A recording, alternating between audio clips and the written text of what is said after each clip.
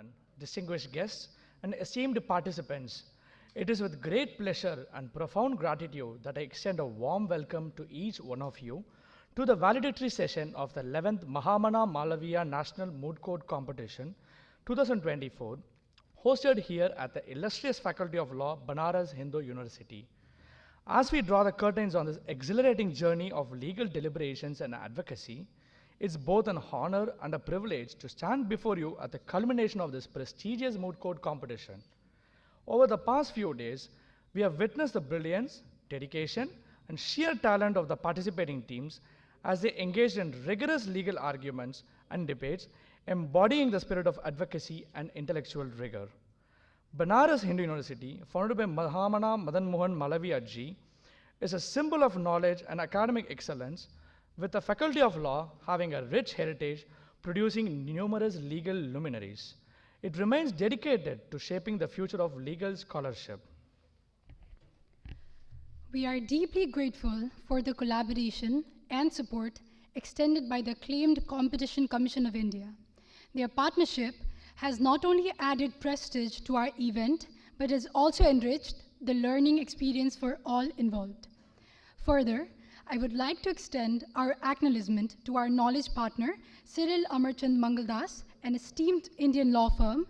CAM's drive to stay ahead of the curve will certainly add immensely to the event.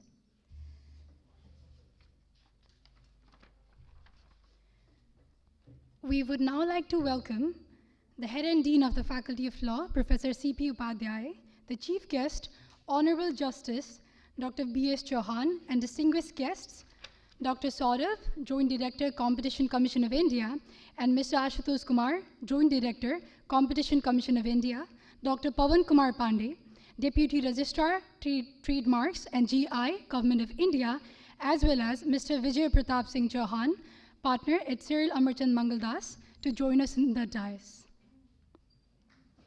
Thank you very much.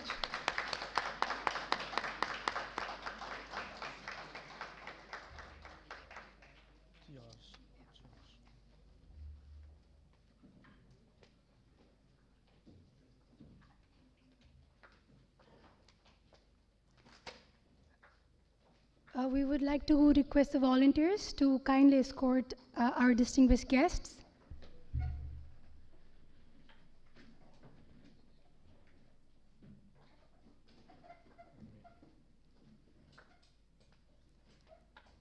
Today, as we come together, we feel truly honored to be in the company of remarkable individuals who have dedicated their lives to seeking justice and pushing the boundaries of legal knowledge.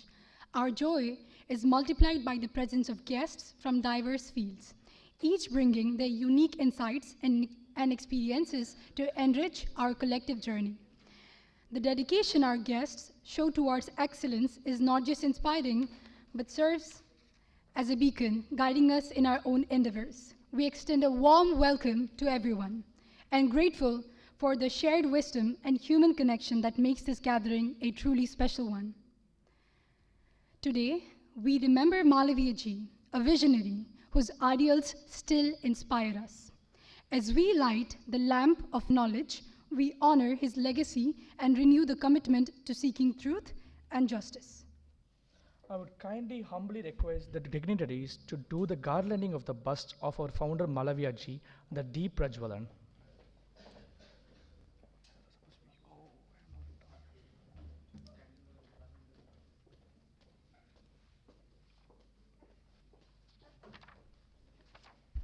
We request our volunteers to kindly facilitate our distinguished guests.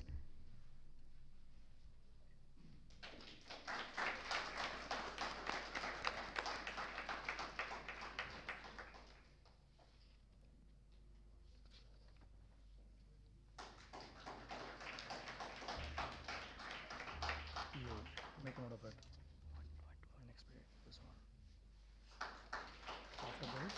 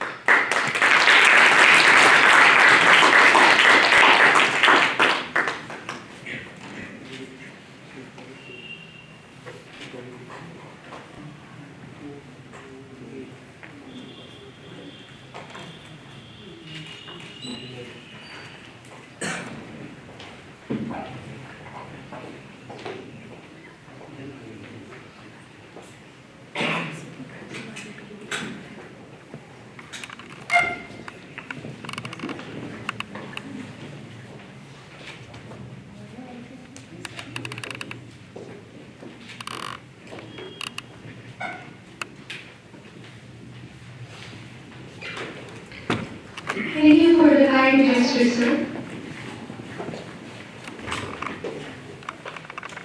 We extend a gracious welcome to our eminent guests and participants at our federal institution.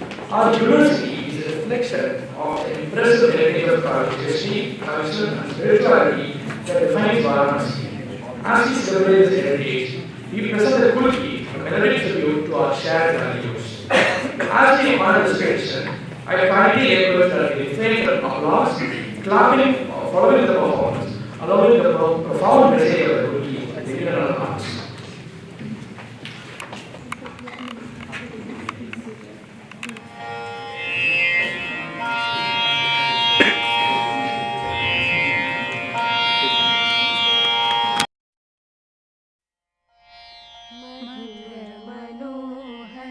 अतीव सुंदर ये सर्व विद्या की राजधानी राजधानी मधुर मनोहर अतीव सुंदर ये सर्व विद्या की राजधानी राजधानी ये तीनों लोकों से न्यारी काशी सुज्ञान धर्म और सत्य राशि बसी है गंगा के रम्य तट पर ये सर्व विद्या की राजधानी राजधानी नए नहीं है ये ईंट पत्थर है विश्वकर्मा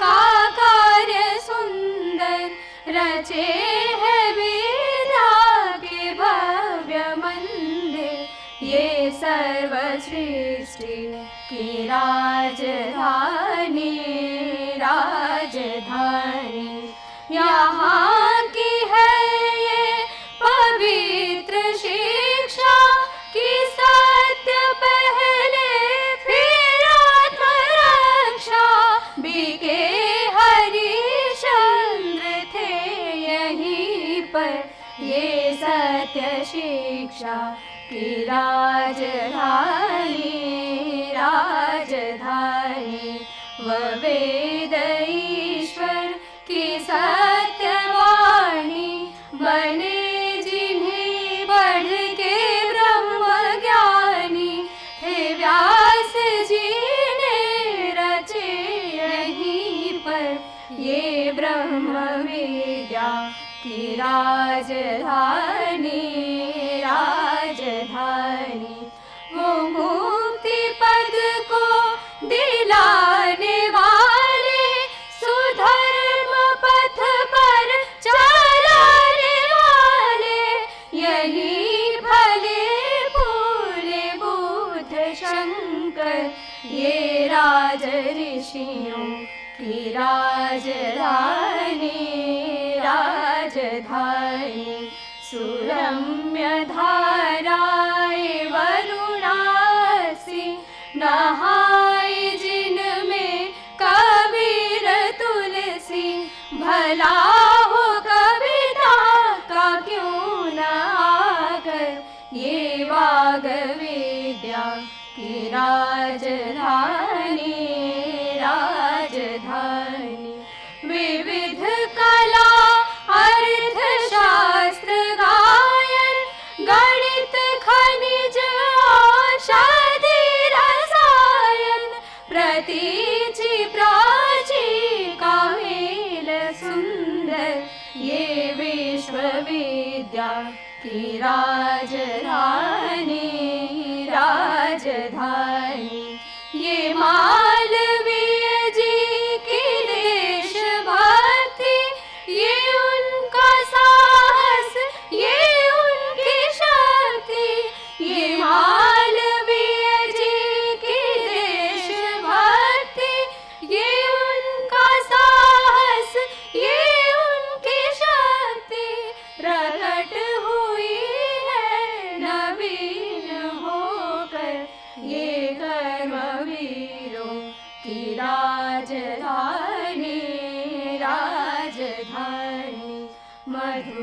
मनोहर अतीव सुंदर ये सर्व विद्या की राजधानी राजधानी मधुर मनोहर अतीव सुंदर ये सर्व विद्या की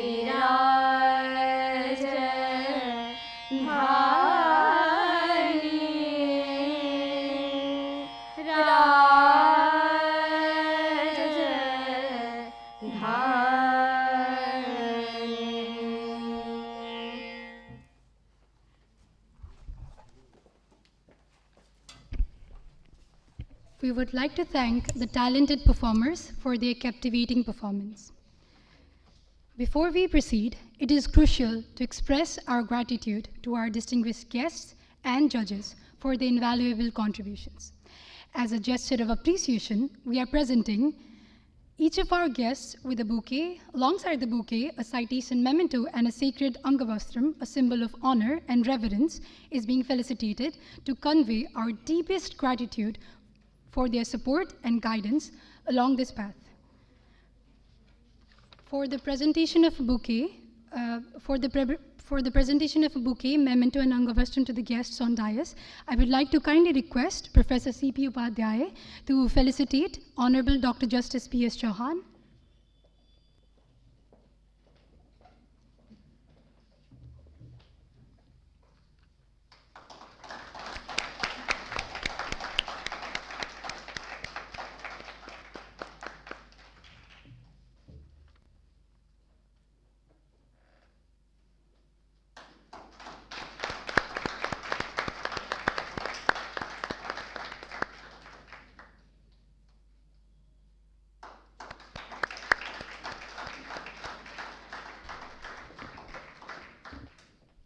Thank you very much, sir. Now I would like to request Professor D.K. Mishra to kindly felicitate Dr. Saurav.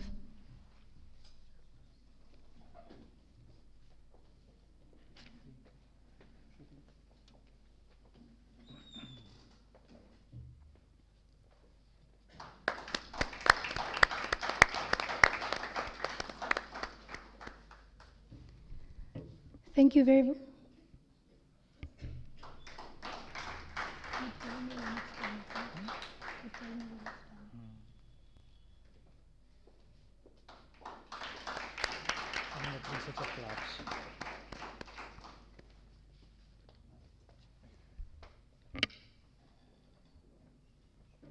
Thank you very much, sir. Now I would like to request Professor Rajneesh Kumar Patel to kindly felicitate Mr. Ashutosh Kumar.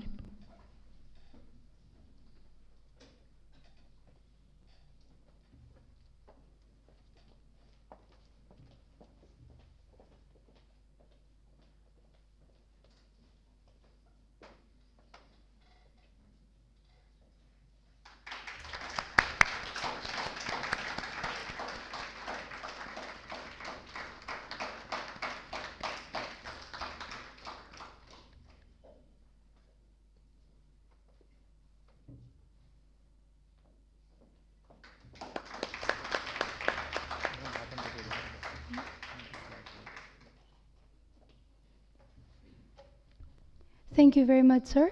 I would now request Dr. Raju Manji to felicitate Dr. Pavan Kumar Pandey.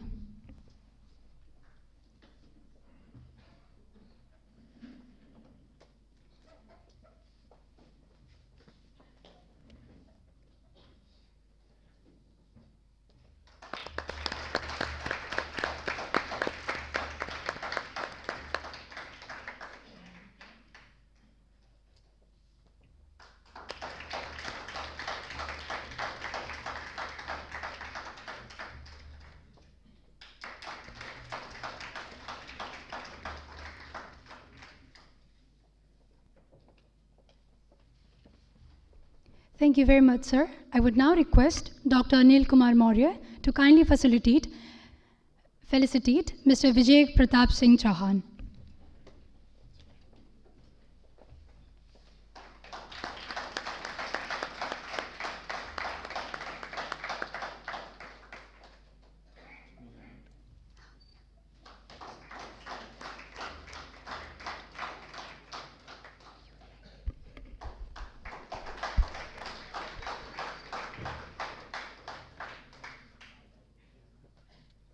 Thank you, sir. After this warm welcome, we would like to turn our attention to our head and dean, a guiding force for our academic journey. His dedication to excellence inspires us all. We would also like to take this moment to thank the respected head and dean, Faculty of Law, for his invaluable assistance to the Moot Court Committee. Without his unwavering support, the success of this 11th Mahamana Malaviya National Moot Court Competition 2024 would not have been possible. Let's give him a warm welcome as he delivers the opening address and sets the stage for an afternoon of learning.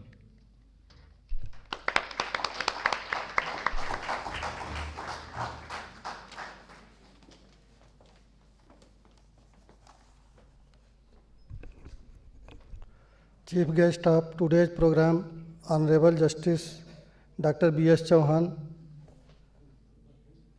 Dr. Saurabh, Joint Director, Economics, Competition Commission of India, Sri Asutosh Kumar, Joint Director, Economics, Competition Commission of India, Dr. Pawan Kumar Pandey, Deputy Registrar of Trademarks, and distinguished guests. One name I have lost, that is Mr. Vijay Pratap Singh Chauhan, the partner Cyril Amarchand Mangaldas, which is our knowledge partner, and Mr. Vijay Pratap is alumnus of this faculty also.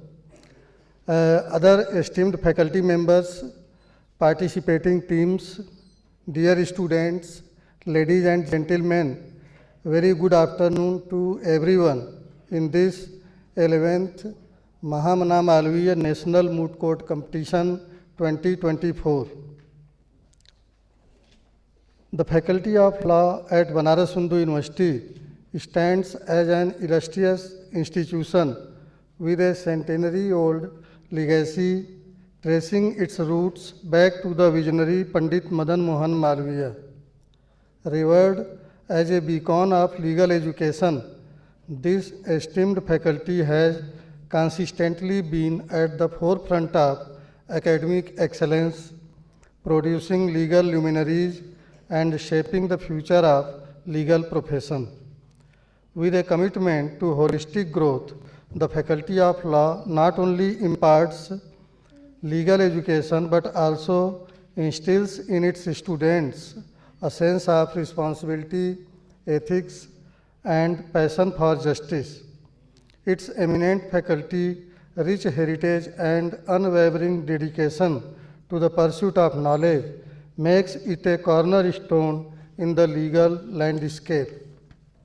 The Faculty of Law at Banaras Hindu University has stood as a beacon of legal education, and events like the Mahamana Malaviya National Moot Court Competition have become an integral part of our academic calendar.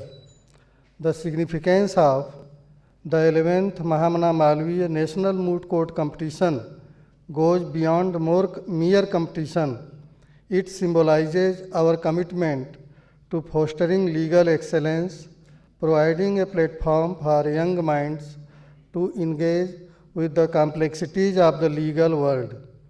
Today, I am honored to have this opportunity to welcome our guests.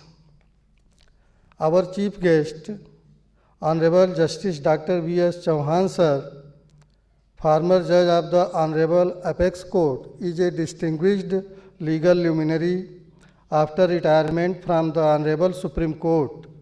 In view of his scholarship contributions to the field of law and administration of justice in the country, he was appointed as the chairman of the 21st Law Commission.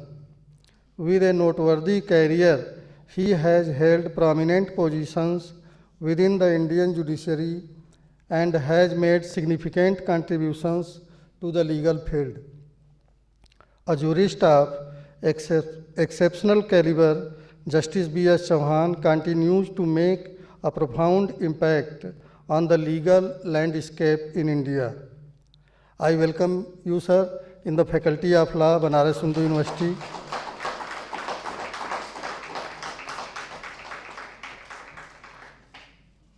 Further, I extend my heartfelt gratitude to Dr. Saurabh, Joint Director, Competition Commission of India, and Sri Asutosh Kumar, Joint Director, Commission of India.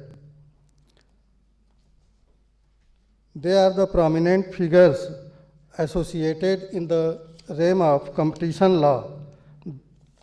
Their role within the Competition Commission of India showcases their dedication to fostering fair and competitive markets in accordance with competition law. Further, I extend my heartfelt gratitude to Dr. Pawan Kumar Pandey.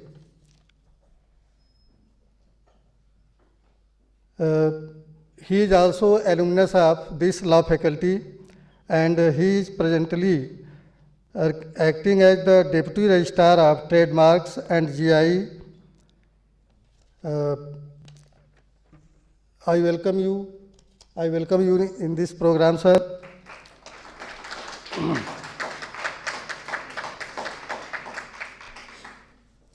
The distinguished guest, Mr. Vijay Pratap Singh Chauhan, is a distinguished legal professional. He has experience and expertise in various legal domains. As part of an esteemed law firm, he likely brings invaluable insights and contributions to the legal profession, contributing to Cyril Amarchand Mangaldas' reputation as the largest full-service law firm in the country. Mr. Vijay Pratap, our alumnus, has more than 15 years of experience in competition, antitrust practices, and has advised several domestic and international corporates, funds, law firms on full range of competition law matters. I would like to express our sincere gratitude to our collaborators, Cyril Amarchand Mangaldas, the Competition Commission of India, and our partners like SCC Online and Bloomsbury and all others who have been instrumental in making this event a grand success. Your support and commitment to legal education have been invaluable. We look forward to further continuing this journey of collaboration and excellence. I owe special gratitude to the participants who have showcased their legal acumen and dedication throughout the competition. Thank you for contributing to the vibrancy of this event. Your passion for the law is commendable, and we are confident that you will carry forward the spirit of competition with grace and integrity. A special note of thanks is owed to the organizing secretary and the entire student body of the Moot Court Committee, whose tireless efforts, dedication, and meticulous planning have been driving force behind the success of 11th Mahamana Malaviya National Moot Court Competition. Without your hard work, this event would not have reached at its heights. In the end, I would like to conclude by saying, let us celebrate the culmination of this remarkable journey, cherishing the memories created and the knowledge gained. The 11th Mahamana Malaviya National Moot Court Competition has not only been a competition, but a testament to the brilliance, resilience, and camaraderie within our legal community. Thank you all for being a part of this extraordinary event. May the spirit of legal excellence continue to thrive, and may we meet again very soon in future endeavors. Once again, I extend the heartfelt welcome to all the guests and dignitaries. Thank you.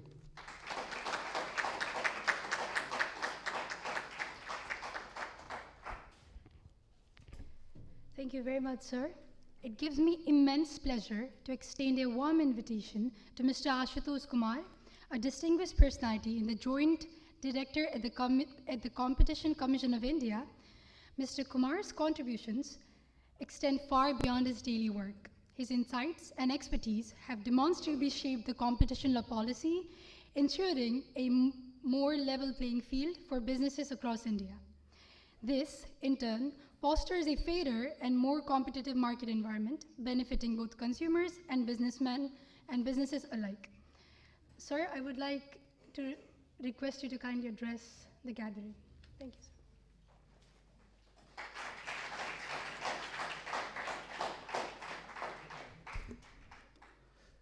So, Honorable Chief Guest, Justice Chauhan sir, our Dean Professor Upadhyay sir, distinguished guest, faculty members, all participants, students, ladies and gentlemen. Good afternoon to all of you. This is a proud moment for me to speak in this valedictory session as well as judging the semi-final round of this moot court competition. This is a special moment for me because I am also part of this university. I did my graduation and master from Faculty of Arts, BHU. So during this moot court competition, I have seen intelligent legal minds in arguing or preparing their arguments for complex competition issues on patent interplay between Patent Act and competition law. That is in itself is a very complex issue, and all have shown their preparedness and their acumen in making the argument. They have also answered all the questions posed by judges of different rounds, and I hope they will carry forward this motivation in their future endeavor, and they will also uphold in promoting the profession of competition law and also ensuring principle of natural justice, fairness, and profession of this field of competition law and policy in India. So my best wishes to all participants of this moot court competition, and I also very thankful for inviting us to judge this moot court competition. Thank you very much.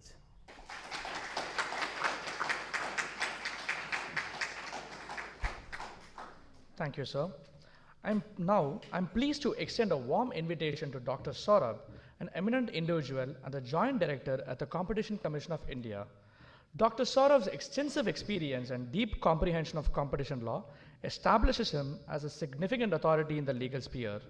I'm confident that Dr. Saurabh will share invaluable insights that will greatly influence our journey as legal professionals. We cordially welcome Dr. Saurabh to guide us through an enlightening journey.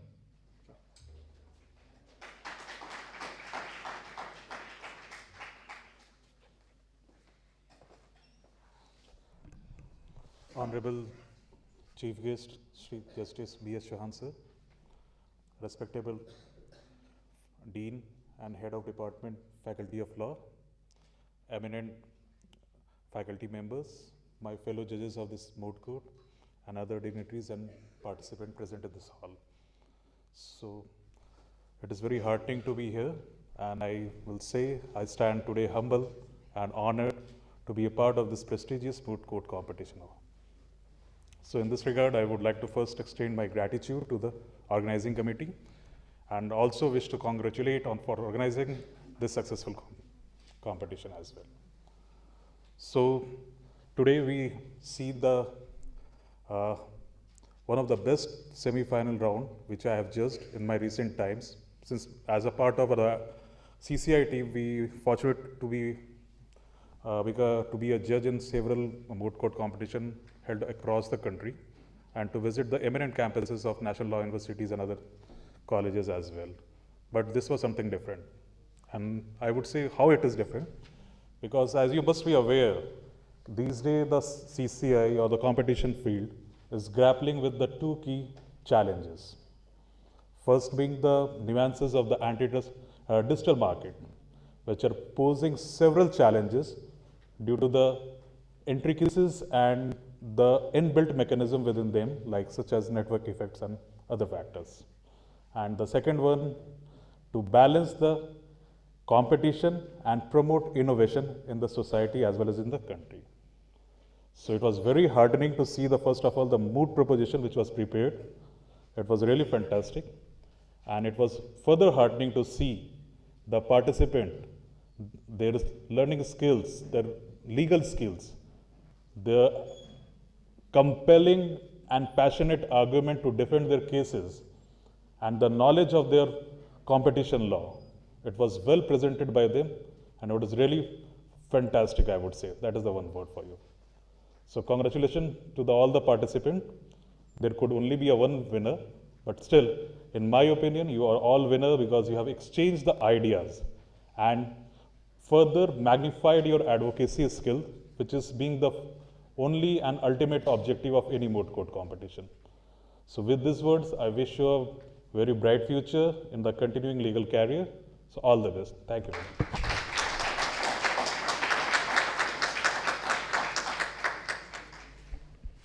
Thank you very much, sir. Esteemed guests, faculty, and students, it is my pleasure to formally invite Dr. Pawan Kumar Pandey to join us today. Dr. Pandey holds the esteemed position of Deputy Registrar of Trademarks and GI at the Government of India, a testament to his vast experience and expertise in the field of intellectual property rights. Dr. Pandey's knowledge of trademarks and geographical indications is truly profound. Throughout his career, he has made pivotal contributions to the legal landscapes in India, shaping policies that safeguard these crucial aspects of intellectual property. Without further ado, I cordially invite Dr. Pawan Kumar Pandey to grace the stage and share his insights with us.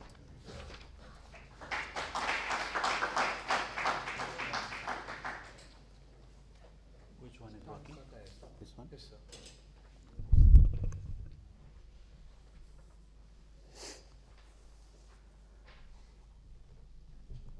Honorable Justice B.S. Chauhan Sahab, Dean Upadhyay Sahab, other members sitting on dais and off the dais, faculty members, students, participants.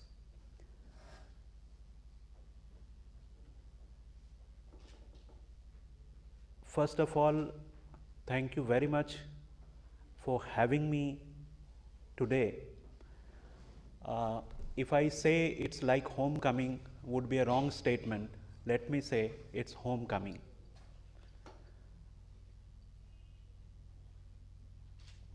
I would like to share certain observations which, as a law student and as an alumnus of this esteemed institution, I could observe yesterday and today.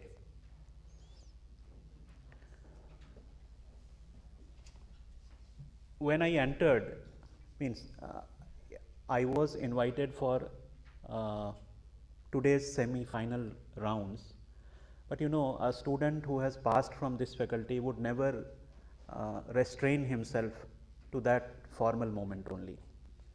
So I could not restrain myself. I visited faculty yesterday, hoping that I'll be meeting so many faculty members and students. Unfortunately, it's Friday, Saturday, Sunday, a good combination of holiday. But anyway, what I could observe regarding the law school is, I could find people in uniform. The first change, I passed LLB from this law school in 2002. So I found students in uniform, the first change. I found a good representation of women, means a good representation of girl students in faculty. And amongst the participants, probably they are dominating. Then I saw very young people, the time we were having, we did our LLB, it was 3 years course after graduation. So comparatively younger lot is coming, and you are coming to law school. This means you are determined to pursue law. Like any other elderly person with gray hairs, I can say that I came accidentally to law.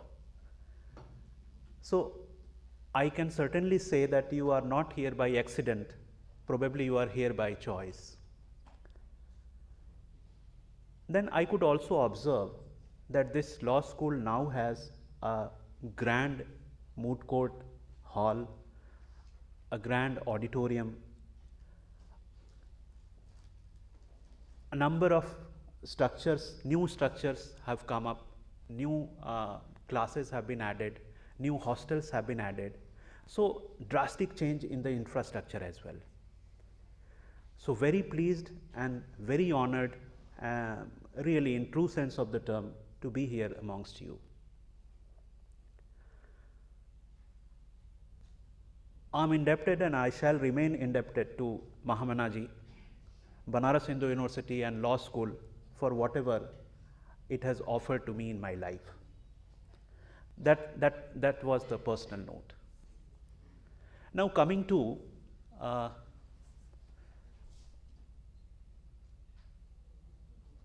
the subject matter of moot court competition. Say the moot court competition was an unknown concept to us when we were students of law. Sir, if you permit, I'll take 2 more minutes to share a personal experience that is required because I'm referring to the subject matter of the moot court competition. It was 2001 probably. I was LLB final year student here when Amity Law School, New Delhi sent a letter inviting participation from law school to their trademarks law quiz competition which they were to organize in Delhi.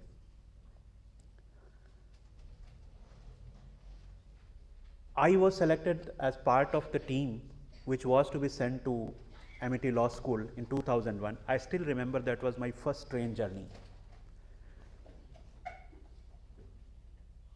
Now it was trademarks, so all of a sudden participants, this is for you. We were told there is we started our research work, some 2-3 days time was given to us. So we came to know that there is new law, Trademarks Act of 1999. So we purchased the bare act, we studied it for 2 and 3 days, and we reached Delhi. We appeared in a multiple choice kind of examination. Banaras Hindu Law School secured first rank there. That was first stage of the competition. Now during examination we could see invariably this question paper was referring to Trade and Merchandise Marks Act of 1958.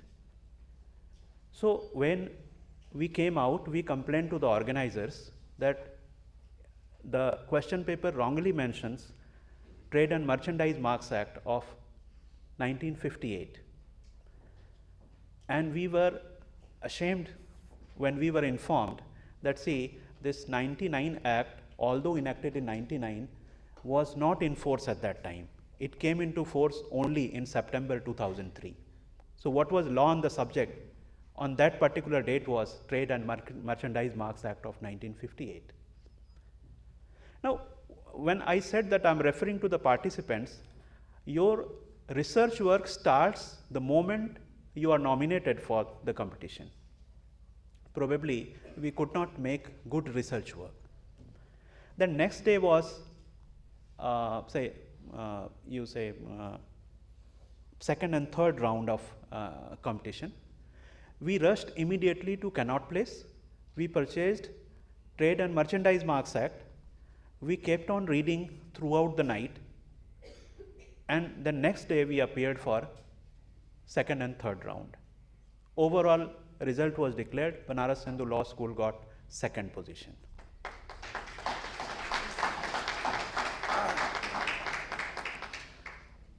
I still remember, means I don't remember what I did when I got my first salary, but I fully remember what I did to those 15,000 rupees which I received from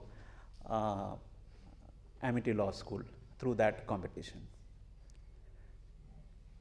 Now, why I am referring to all these things is that IP law probably was restarted in 2001. At that time, my teacher, Professor B.N. Pandey, started IP law in law school. Now, that was the, means we were on verge of completion of our degree when this IP law came to our life, or say I came to know about it, or we came to know about it. Now, if you refer to Competition Act came into 2002. So, there was no opportunity for us to study competition law. This is a later development. Now, coming to your moot court proposition, when I was going through it, it had a combination of both IP law and competition law. So, I find a very progressive subject matter in the moot court proposition itself. And then the kind of deliberations we had in the semi-finals, and I was also witnessing the final rounds, the kind of deliberations and the kind of efforts the participants have put in is commendable. So, whether you win the competition or not, but your efforts are appreciable. And mind it, let me be little frank with you with my observations or my comments on the proceedings which I witnessed. Somebody was very good in communication. Then at that same time, I saw he was struggling hard with the basics of law. You have taken a very progressive subject, IP law, interface with competition law. But when you have to grow as an advocate, you have to have basic foundation with you. So, be you ever, howsoever progressive in your approach, do not forget, this is my, as an elderly brother, you can say, I am sharing with you that read very basic books, start with very basic books, have books with you, have knowledge of basics with you. Have you ever heard that any say famous case before Honorable High Court or Honorable Supreme Court have been won based on merely communication skills? No. When honorable judges are sitting in the High Court or the Supreme Court or even in any other court, they are impressed with your communication skills, but your communication skills are not going to be the sole ground for giving decision. Ultimately, you have to raise, you have to identify the rights and interests of the parties, and you have to come up with the basic proposition of law which you may have learnt about the particular subject. Okay? A combination of basics along with the communication is a great combination. When we were a student, or still today, when we read about particular judgment, when we read about writings of some honorable judges from our country, or when we hear the arguments from learned advocates in our country, we get fascinated about them because of their communication, but at the same time the kind of knowledge they have about law is commendable. So my submission, my suggestion, my advice to all the young minds, that please remember, you may be not that good in communication, but you may be very good in the basics of law. Okay? It takes time. Communication is something which you can acquire through practice, but knowledge of law is something you have to consider yourself as a student of law throughout your life. If I declare myself, or if somebody declares himself that I am expert of a particular subject, he is befooling himself, and probably he is restricting the growth, further growth in his life. Every day we learn something. I've already taken so much time. Honorable Justice Chauhan, who happens to be senior from the law school also. Sir, we have heard so much about you. Probably this is the first interaction. Not for wrong reasons. Not for wrong reasons, sir. Obviously. So, means the life goes like that. That you have to, means why I was referring to him was that when he was judging the final rounds, I learned something from him.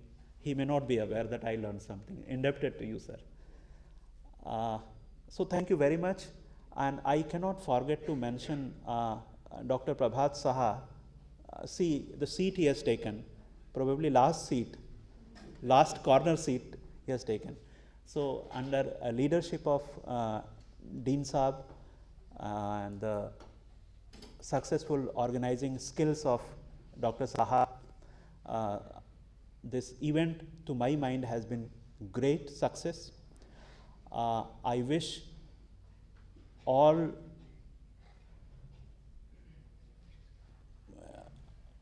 good wishes to the participants.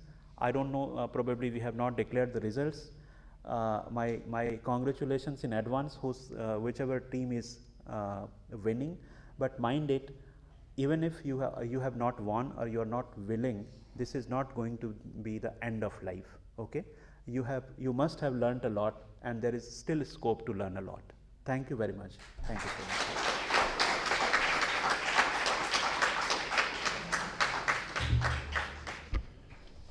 Thank you so much, sir. That was really spellbinding, and it has left us all enthralled with a newer and much broader perspective. We are forever grateful for your wise words. Thank you so much. Now, with a distinguished career marked by commitment and exemplary service, Mr. Vijay Pratap Singh Chauhan embodies the highest ideals of legal scholarship and advocacy. His vast knowledge and experiencing in navigating the complexities of the law serves as an inspiration for budding legal minds. It is through the sharing of insights, experiences, and wisdom that we continue to push the boundaries of legal discourse. With deepest gratitude and admiration, we extend our heartfelt welcome and eagerly await his address. So,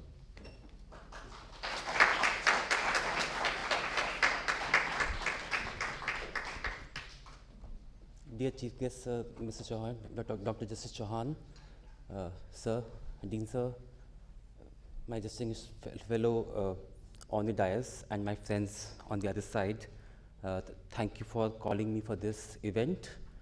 I think I'm very happy to be able to associate on behalf of my firm with this event, and particularly very, very interested to actually associate with this kind of event because of the 100-year celebration of my own law school. That's one. Second, on behalf of the Competition Commission of India, when we organized an event along with the advocacy division of the CCI some time back, the discussion happened that probably law school is also a fit institution to organize a moot court. And today I'm very happy that we were able to actually work towards it, and eventually we were able to sort of give shape to the senior colleagues of ours, Dr. Singh from the advocacy division when he was here, that the idea really is on commission's side and on my side, who is practicing this particular law, is that we are able to demonstrate how interesting this particular law can be, not only as a career option, but also it is an interesting law in itself, which gives you an idea of both not just the legal side, but also facts as well as economics. Because the moment you have an analysis regarding market, you have to really look at what works in the market, whether the new factors such as innovation that you are taking into account, because market is not static, market is a dynamic market, and especially the online market. So the idea really was that whichever participants participate in this particular moot court, maybe 200, 300, when they are done with this particular event, all of them have some idea of this particular new law, which is an interesting one. And like all of you, even I am waiting to hear Mr. Dr. Justice Chauhan, so I think I'll rest my voice here. Thank you so much.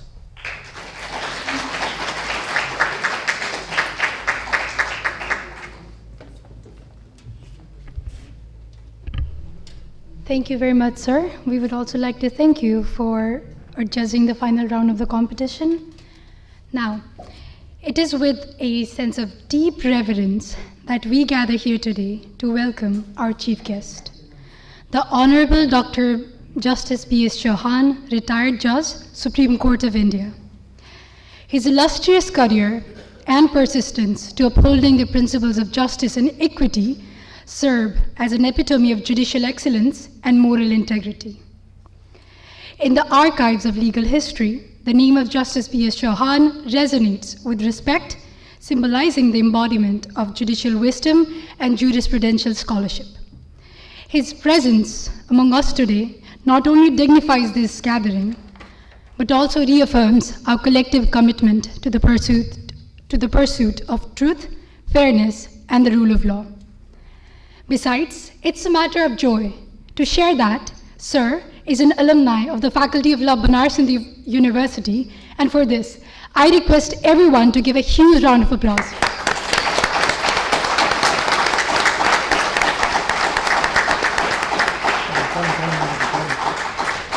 Sir, we would like to cordially invite you to kindly address the gathering.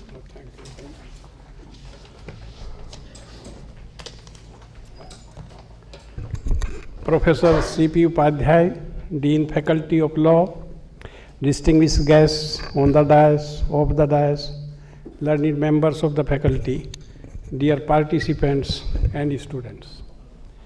It is a matter for privilege for me to be a part of 11th Mahamana Malaviya Memorial Moot Court competition.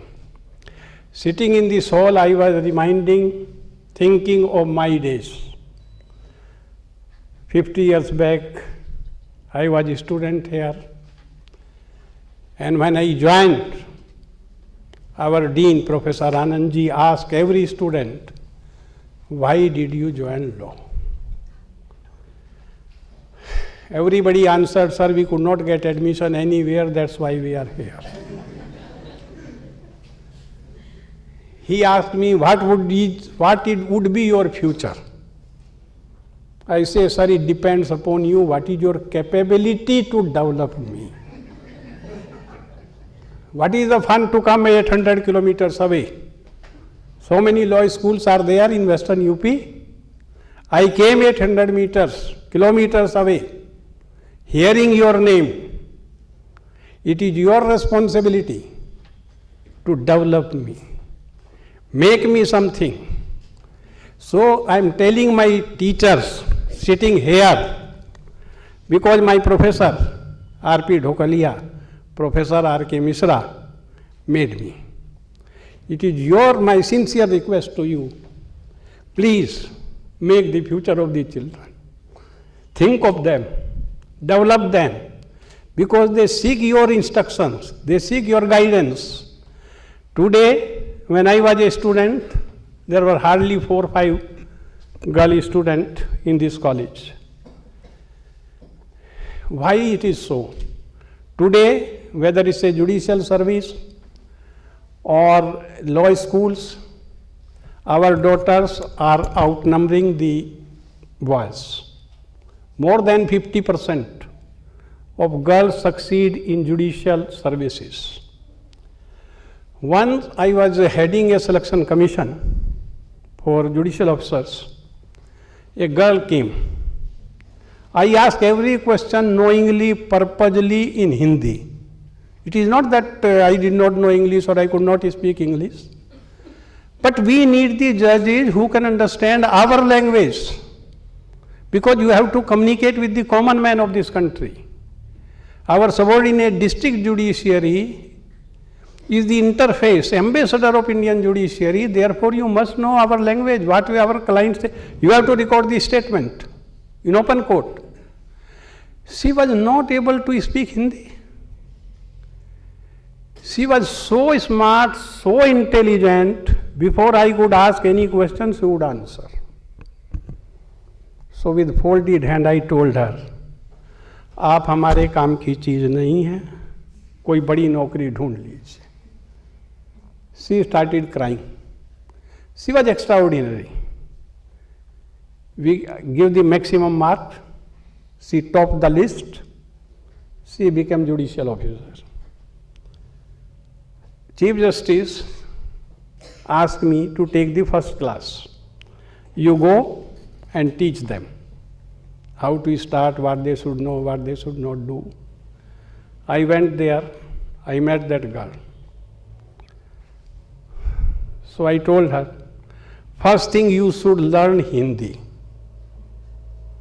Learn our language, communicate, because the law is communicate with the person in a language the other side understand. Article 22. Detention order should be served upon a person which he understands. In Delhi High Court, when I joined bar, there was a rule. Affidavit will be in a language the man understands. The rule was challenged. Sir, a person who is totally illiterate and put thumb impression, what is his language? So the rule itself is invalid. Then the law was changed, rules were amended. If a person put his thumb impression on the affidavit, it is the duty, there will be a sentence in the affidavit, one more clause will be added, that the lawyer has explained me in Hindi, I have understood, and I say that on oath, whatever I have said is true and correct. So, why it is so? Law has been so complicated that even today, some of our laws do not apply throughout the country. If you read CRPC, because we don't read, we read only few provisions, don't read the whole book. Law has to be read as a whole. Section 1 CRPC, nobody reads. Has anybody read? It says it will apply to this part, this part, this part, but shall not apply to this part, this part, this part. It applies only to 1/3 part of the city of Shillong, not whole, Shillong city itself. CPC does not apply to the tribal area. Government of India Act in 1915 was amended in 1919 saying CPC, CRPC, Evidence Act will not apply to the tribal area. It does not apply even today. Reason is our communication, our generation, people, local people are not able to understand the complication of civil law or criminal law or Evidence Act. You talk every day about the affidavit. What is affidavit? Nobody can tell under what provision, what act the affidavit is filed. Evidence Act, section 1, last sentence says, Evidence Act shall not apply to affidavits. If it does not apply, then why do we file affidavit? Along with every application, every petition, affidavit is filed. Even when we file any nomination for any election or everywhere, we have to file an affidavit. Why affidavit is so important? Why we have made the law so complicated that nobody can understand, or we also don't understand what is the law. Therefore, this training and the responsibility of the teachers, not of the students. The students have come here. And I am very happy that so many daughters, girls are here. Rigved said, participate in politics. Sit in the legislature, express yourself, and provide reservation. This was the basic reason that all important posts have been held by ladies. Durga ji, Defense Minister, Saraswati ji, Education Minister, Lakshmi ji, Finance Minister.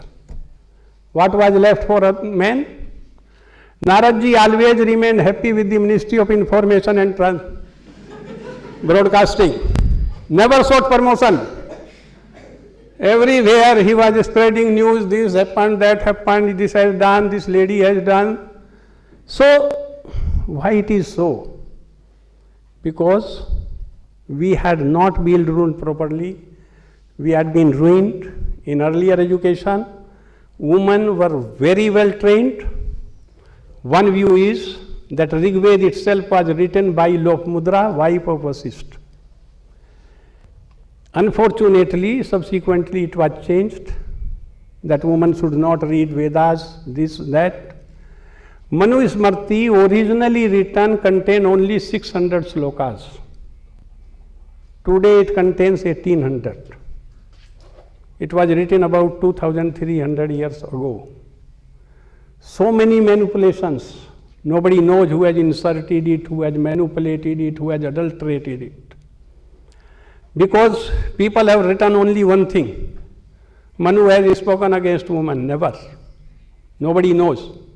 Yatre narastu pujante ramante tatra devata yatre tathastu na pujante sarvatra akhalakirya. We don't recite it. What we recite? Pita rakshati komare bharta rakshayone raksanti astavirayatnam so tata nam nam varhati. Woman who is protected in her childhood by the father, by her husband in a young age, by her children in the old age, does not deserve any kind of freedom.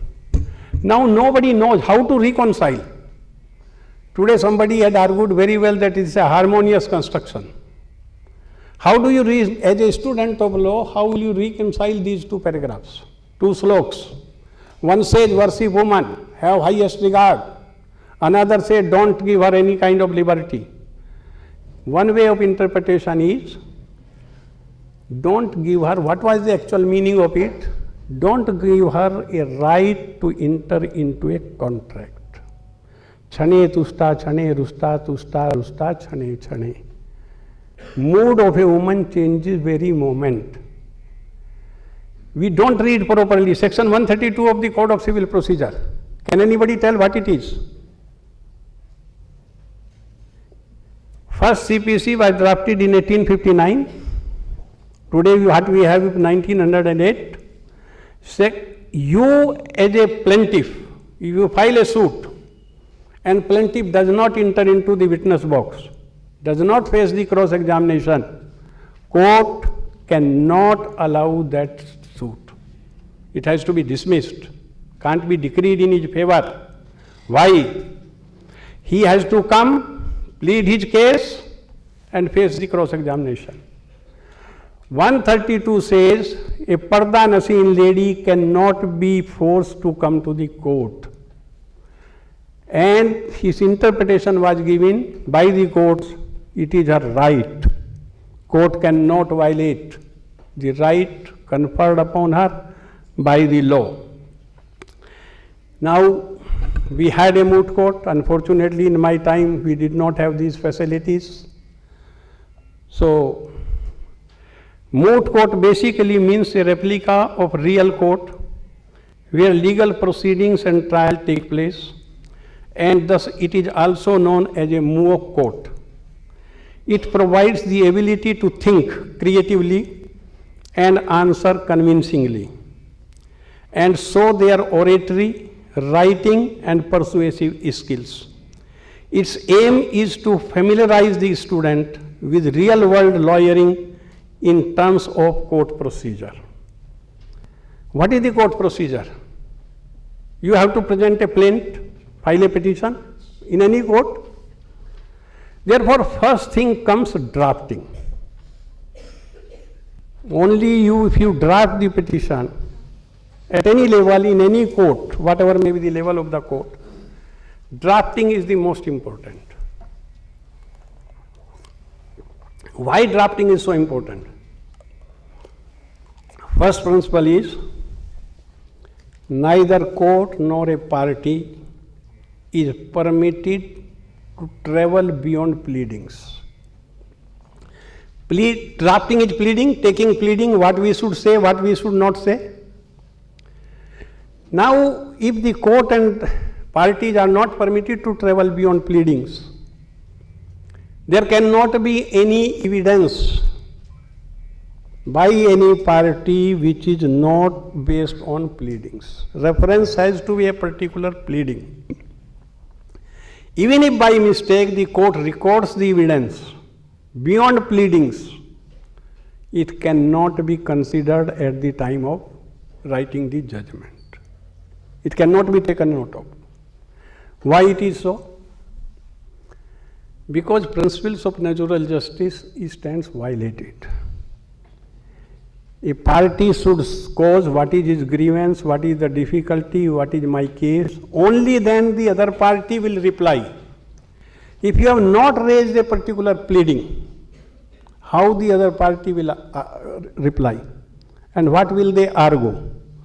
Therefore, pleadings are most important, and if you have not taken the pleading, it cannot be considered. Whatever may be your case, no relief can be granted, no evidence can be recorded, even if recorded, has to be ignored. So, it's a violation of principles of natural justice. What are the principles of natural justice? How they have evolved? You should learn. Knowing the law is not important. You must know how to find out the law, and how once you find out what this is the law, you must go back in history, how it has evolved. Because even if the England, in 1916, Sitanna versus Rivanna, there was a case before Privy Council, where the argument was, Gram Panchayat has passed this judgment against me.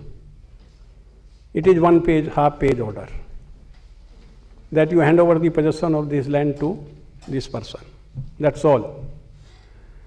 No pleading, no evidence, no argument, no affidavit, nobody was cross-examined. So what is the effect of bindingness of this judgment? What is the effect? How it can be given effect to? The Privy Council said when 100 people, several hundred people sit together, they cannot take a wrong decision. First principle. Second principle is, when the case was argued, it was free for all. Everybody was arguing case, whatever he felt. And it is a long, well-established practice how to decide. And therefore, the judgment is binding on you. All these technicalities, CPC, CRPC, Evidence Act are not applicable when the Gram Panchayat, the whole Panchayat, whole Gram sit together and takes a decision. Subsequently, the question arose. A barrister argued, sir, Indian people may not be able to understand what you are talking about. That was a principle of res judicata. In this judgment is worth reading. What the English says. English courts adopted in 16th or 17th century. In India, Katyayan has developed this theory 800 years ago. And he discussed the entire theory. When a person comes to the court, court must tell him, you had come earlier and had been defeated, now get out, you cannot be heard again. This is the entire concept, whole concept of res judicata. And then they have explained that perhaps these jurisprudence people in India were much more wiser and had laid down these principles prior to us. These principles of natural justice in 1606, Dr. Bonham's case, what had happened is like we have now this Bar Council of India, Medical Council of India, the Medical Council of England has written rules. The doctors who have the degree from medical college A, B, C are entitled to practice. Not doctors who had got degree from other institutions. Dr. Bonham did not have the degree from these recognized medical colleges. Medical Council gave him notice, he stopped practice, he did not, he was arrested and sent to jail. Then Chief Justice Coke in 1606 laid down the principles of natural justice. You cannot be the judge in your own cause. Therefore, you have no business. You frame the rule, you are implementing it, you have prosecuted him, how could you be judge in your own cause? And secondly, audit alteram partem, no person can be. In 1703, Dr. Bentley's case, he was a student of Cambridge University. He was rusticated from the hostel without giving opportunity of hearing. In his case, it was laid down that even God asked Adam and Eve before throwing him on earth, why did they eat the prohibited fruit? So, give the answer. What I want to tell you, try to find out how the law has evolved. Magna Carta was, what was the Magna Carta? Why it was necessary to enter into this treaty? There was a king who used to impose tax on everything. People were not permitted to marry out of their class. We have the caste, they had a class. If you want to marry upper class, pay tax. What will be the tax? Today at least we have 30%, 40% income tax imposed by the government. No, it will depend upon your paying capacity. If you are a rich man, pay more. I want to have a window in my house. No, you cannot pay tax. So there was so much frustration in the society. Then there was a revolt, compromise, and this Magna Carta was signed on 15 June 1215. Two provisions were very important, 39 and 40. 39 says no person can be arrested and sent to jail without the order of the court. And second one, nobody shall be denied justice, nor it will be delayed or sold. The first, Article 39, denuded the king the power to order the arrest of any person. And second one gave a guarantee that you will be given justice. But these two things create a problem. Nor it will be delayed nor sold. What we have today, corruption in judiciary, must have been there 800 years ago in England also. Otherwise these words could not have been there. Law is made to remedy a mischief, nor it shall be delayed. So delay could have also been there. Therefore, rule of law developed. King is bound by law. Sir Bracton wrote a theory on this, and the king is also under the law, and then developed the entire history. Chief Justice Cook told the king, sir, you are under the law. King told him, I had appointed you, don't give me sermons. You are my servant. I am the king. I will do whatever I do. He passed the order against the king. King, before complying with the order, was dismissed from service. Get out. You are telling me what is rule of law. But ultimately, he was dismissed. People revolted. Rule of law prevailed. But rule of law is not something which prevailed or created by Magna Carta. What happened in Mahabharata? Santanu wanted to marry Matsugandha. Her father did not agree. He was simply a boatman, a poor man. King could have sent for 4 soldiers and throw him up. Bring the girl. He did not do so. Why? There should have been some law like now.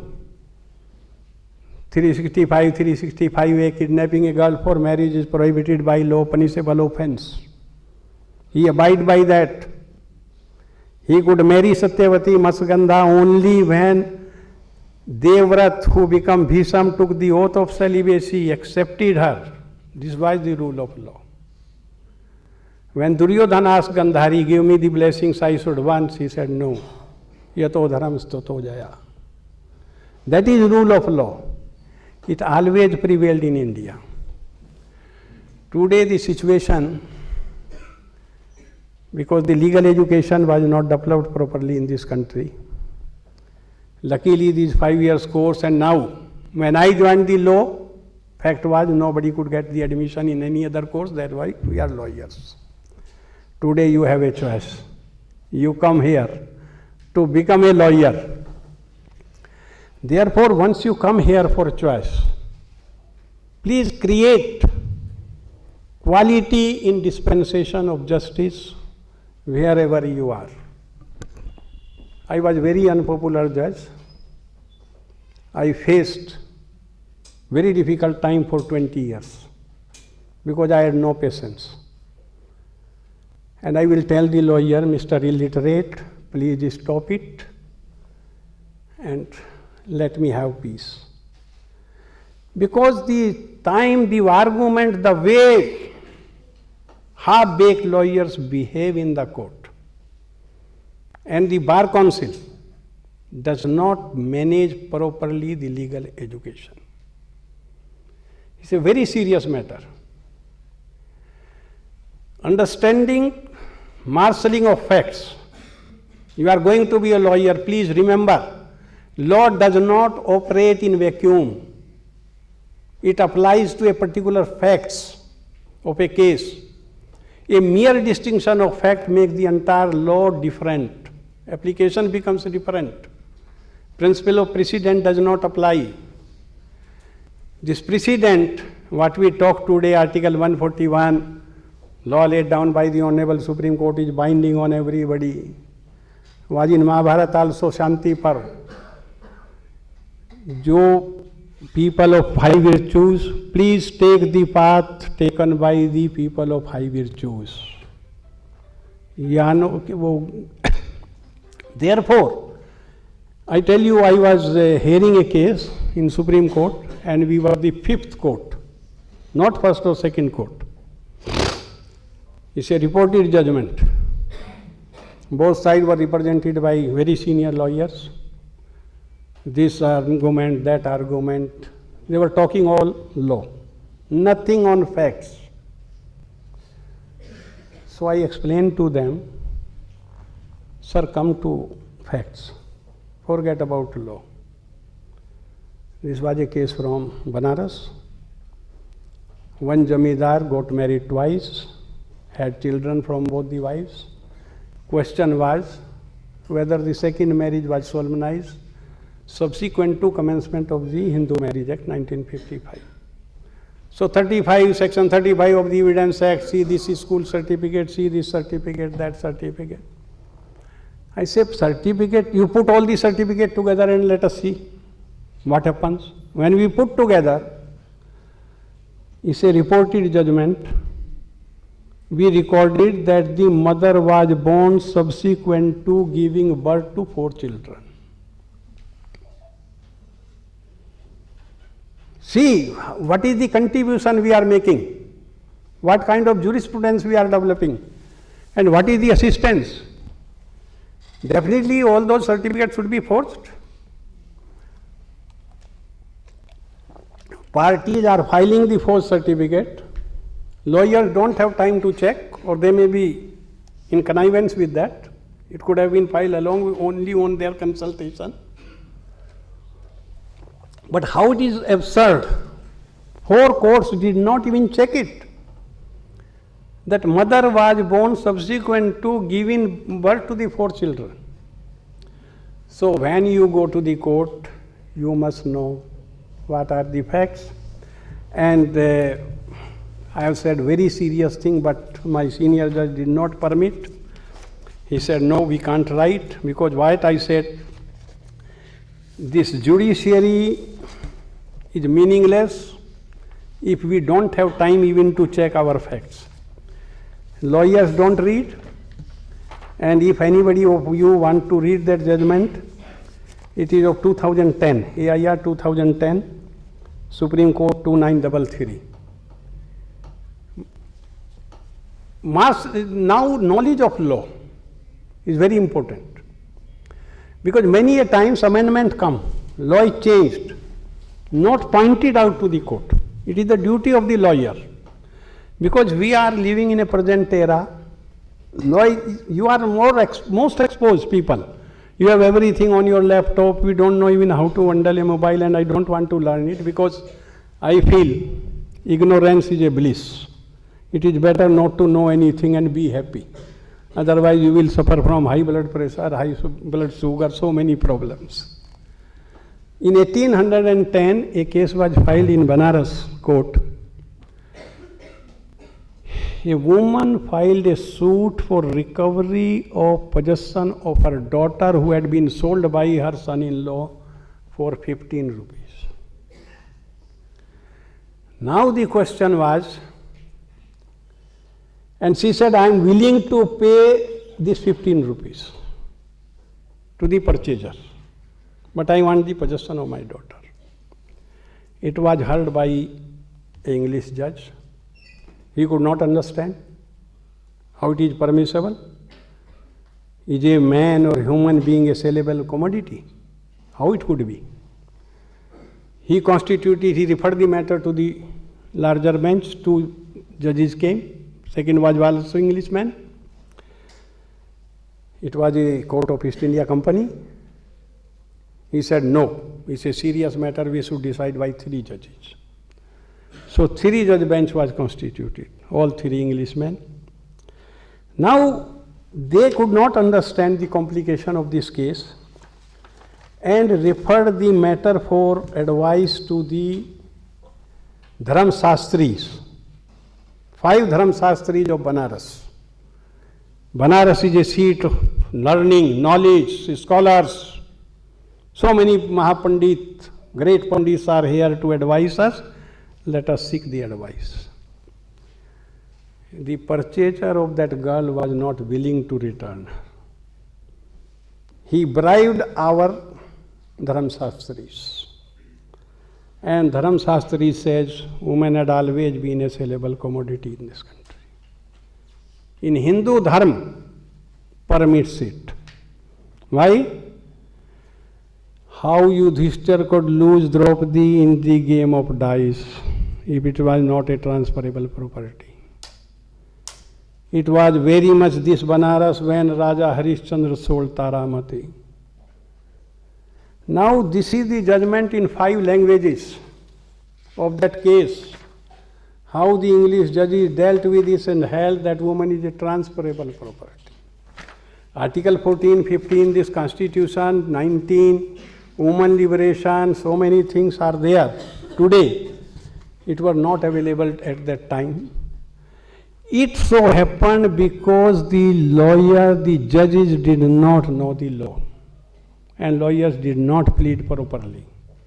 So as a student, you must try to understand what is the law, what are the facts first, then what is the law applicable to these facts, and then go to the court. What in Magna Carta said, it will not be delayed. What is the problem today? What happens in the court? This is a great question. Tariq pe tariq.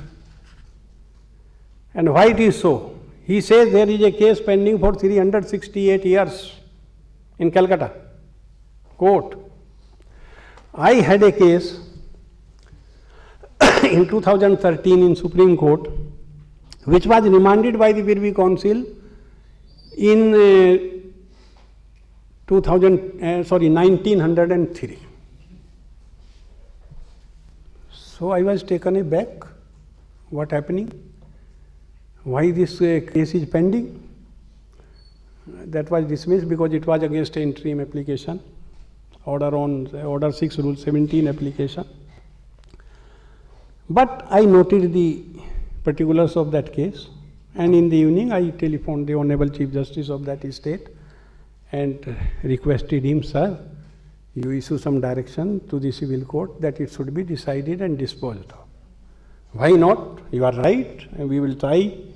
After 4 days, I got an answer, sir, this is not the oldest case in this court. Now, why the matters are pending for 100 years? On the same time, Pakistan Supreme Court decided a case which was 101 years old. And it became a news of international level that the Pakistan has decided the oldest case. Then I met a Pakistani judge.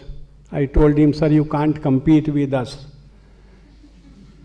In no field, whatever it is, We still have the cases pending for 400 years, 300 years. Because delay is too much. We have amended our Order 17, Rule 1, 2, no adjournment.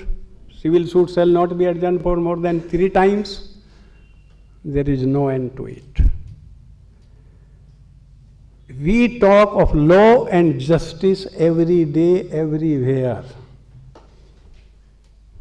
If you take any law book, any statute, any statutory rules, first or second provision deals with the definition. IPC defines section 40, 41, 38, 28, what is court, what is judge, what is offense, everything is decided.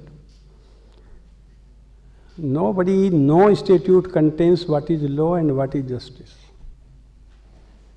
Law is defined only under Article 13(3)(1)(a). Law includes ordinance, notification, custom, usage, this, that, nothing beyond it. Justice has not been defined anywhere till today. Why? What is justice? Give a person what is due to him according to law. It's very simple. But justice varies from person to person. I must get the order in my favor. That is justice. Whether I make the witness hostile, whether I threat them or anything. One Iranian jurist came to India. He wanted to study the Indian legal system. And he defined what is justice. One person was fighting the case, going to the court, every time he will get the date. So after getting 60, 70 dates, one day he appeared before the judge with folded hand. He said, "Sir, I could understand that there are 2 types of judges. One set of judges is appointed to give date, and another judge will decide the case. When the judge will come, who could decide my case? Because you had been appointed only to give a date." He had that impression that there may be a different kind of judge. So he told, no, I will decide, ask your lawyer to prepare your case, come here, there. The lawyer every time, give me fees, deposit this, deposit that. One day, he was fed up with the entire litigation. He told his family, "I don't want to continue with this litigation. I want to surrender." His family persuaded him, "Take it as a last date. Go to the court and tell the court to decide it today itself." So with this intention that I will tell the court to decide it today, he went to the court. It was a hot summer. So he sat for a rest under a huge banyan tree. In front of him, there was a field of watermelon. He looked at the fruit, that plant, banyan tree, and saw the watermelons. He realized that this tree is so huge, but the fruit is very small, weighing 5 grams, 7 grams, 10 grams. And this creeper, poor creeper, which cannot support its own weight, is bearing the fruit weighing 5 kilos, 7 kilos, and 10 kilos. So he realized, what a great injustice is this. And if nature could not do justice, why should I expect this judge to do justice? God himself is so dishonest. Arey, these fruits should have been there on banyan tree. I don't want to the goat. He stood up. I want to go back home. A small banyan fruit came and hit on his head. He became Brahmgyani. Had it been of 5 kg, I could have died today. He could understand what is the God has given such a small fruit on such a big tree. If nature can do justice, I will ask the judge to do justice. He went there and said, सजा दे, सिला दे, बना दे, मिटा दे, बहुत देर हो गई, ए पैतरे इंसाफ बस अब फैसला सुना दे. So please don't adopt this policy. Go to the court, help the poor people, and improve, make your contribution to improve the legal system, the justice dispensation system of this country. I wish you all the best and make attempt participating, arguing a case, succeeding in a case, winning or losing is immaterial.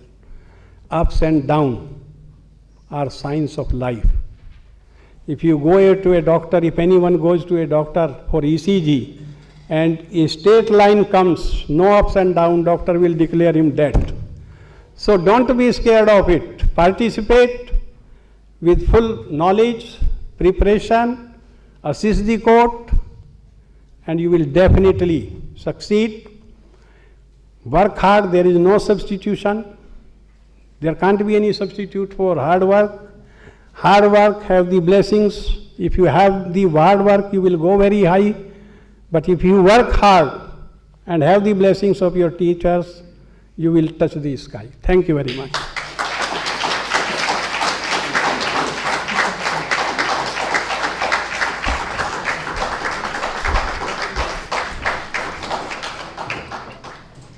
Thank you for your kind words, sir. I'd also like to take this moment to thank you for being with us and also gracing your expertise as a judge for the finals today. The Moot Court Committee, on behalf of the Faculty of Law, owes its gratitude to you, sir. Now, in a moment of profound gratitude, we now come together to extend our heartfelt appreciation to the esteemed guests and distinguished panel of judges who have graced us with their presence and expertise throughout this competition. With thankfulness, we acknowledge their invaluable contributions which have enriched our journey and elevated the standards of legal excellence.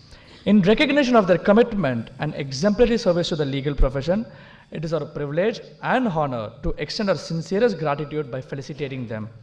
Now, we invite the dignitaries to felicitate them.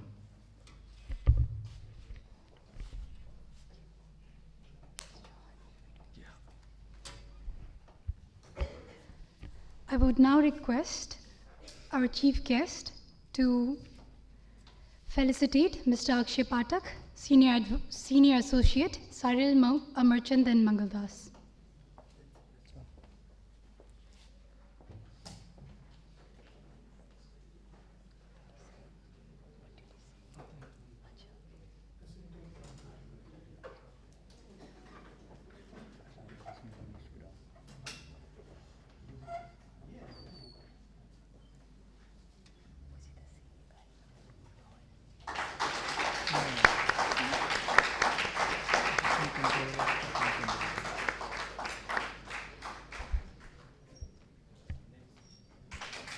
Thank you very much, sir.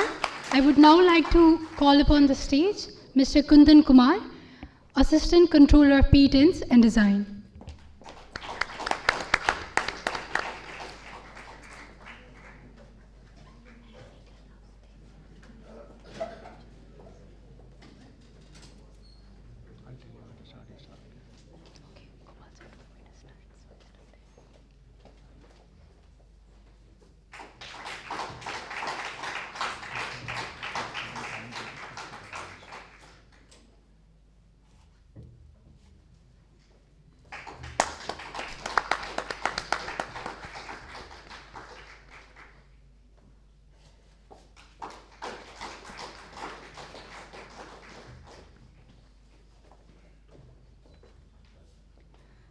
I would now request Mr. Shaleen Tiwari, Senior Associate, Cyril Amarchand Mangaldas.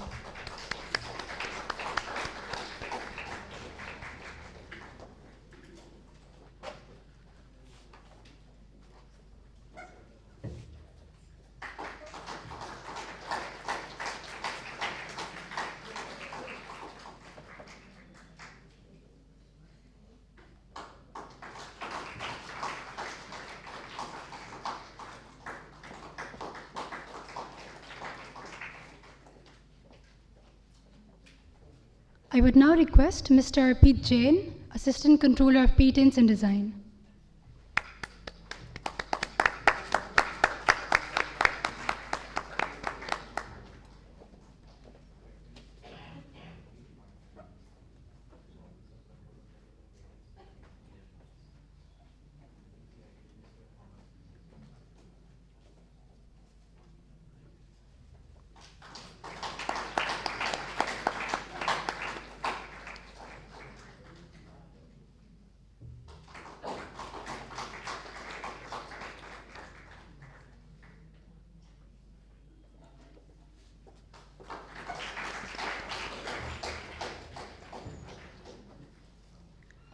Now I would request Mr. Saurabh Chaudhary, Examiner of Trademarks and GI.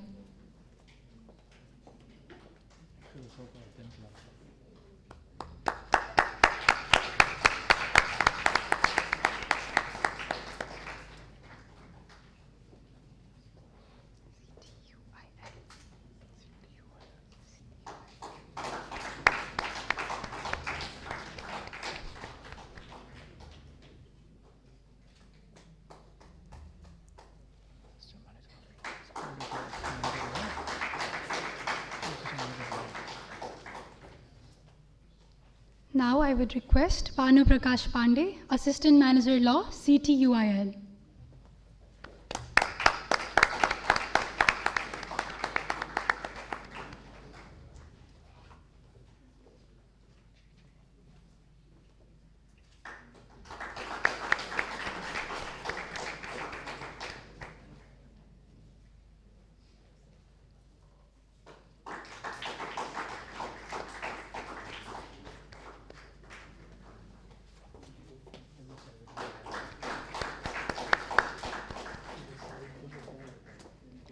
I would now request Prachi Jain, Associate, NSA Chambers.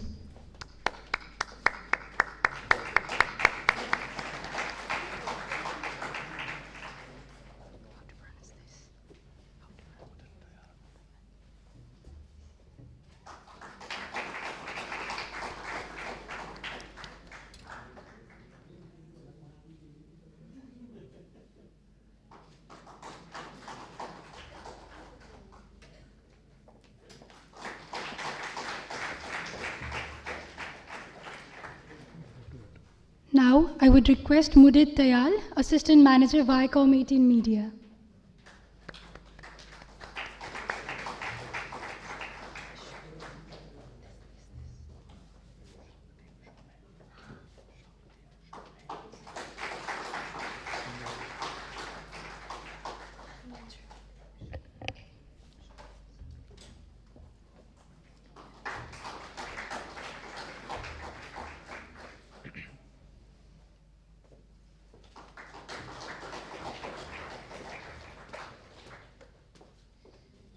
Now I would request Mr. Shanti Shome, Advocate at Honorable High Court of Calcutta, to come.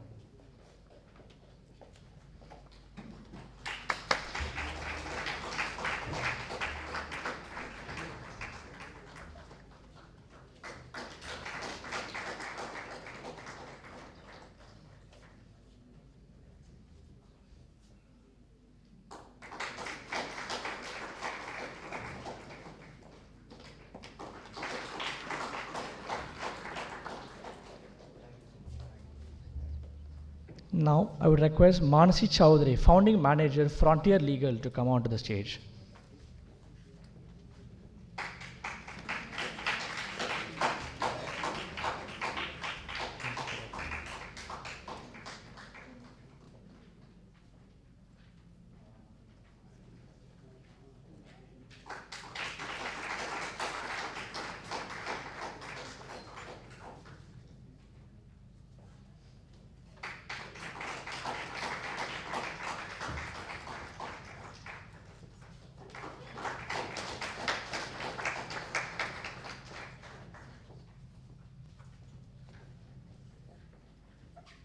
I would like to take this moment to thank all the judges for coming to Banaras Faculty of Law and taking your time and giving your invaluable insights to all the participants who participated in the Moot Court competition.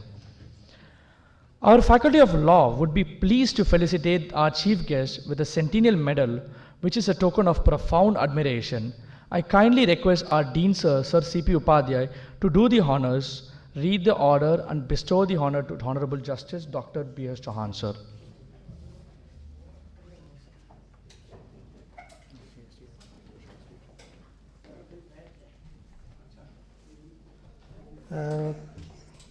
Ladies and gentlemen, Faculty of Law is celebrating its centennial year, and in the memory of our legal luminary and a dean of 1960s and founder of the building of the Faculty of Law and Law Library, Professor Anandji. The Faculty of Law has announced an honor to its distinguished alumnus, Justice Giridhar Malaviya, who is the grandson of Pandit Mahamana Madan Mohan Malaviya, and also he is the Chancellor of Banaras Hindu University. And Justice Honorable Dr. B.S. Chauhan, the former Judge Supreme Court of India, for their great services in the field of law. I take this opportunity to read out a letter of appreciation for Honorable Justice B.S. Chauhan, for former Judge Supreme Court of India, for devoting great services to law in India. We affirm high admiration towards our alumnus to serve as a former judge of the Supreme Court, the Allahabad High Court, and Chief Justice of the Odisha High Court. We convey our sincere gratitude for your contribution as the Chairman of the Law Commission of India, which reflects your commitment to legal reforms and carving out the legal landscape of the country. We express our earnest regard for your engagement as the chairperson of the Kaveri Water Dispute Tribunal in resolving complex interstate water disputes, showcasing your insightful expertise in dealing with significant legal and socio-economic challenges. We pay our humble reverence to your extensive, exhaustive, and thorough contribution to law, society, and justice.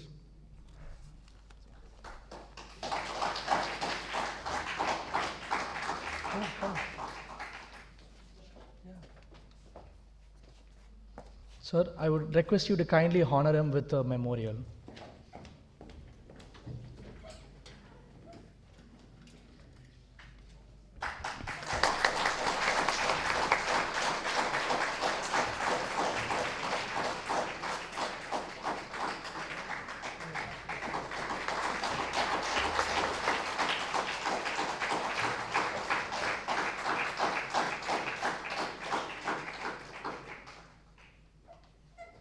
Before going forward with the declaration of the results, I would like to show the gathering a clip from Advocate Shivam Kaushik, sir. Due to certain commitments, he could not join us for this occasion. As an alumnus of this faculty, he has joined us virtually to express his gratitude for giving him the opportunity to draft the Moot proposition.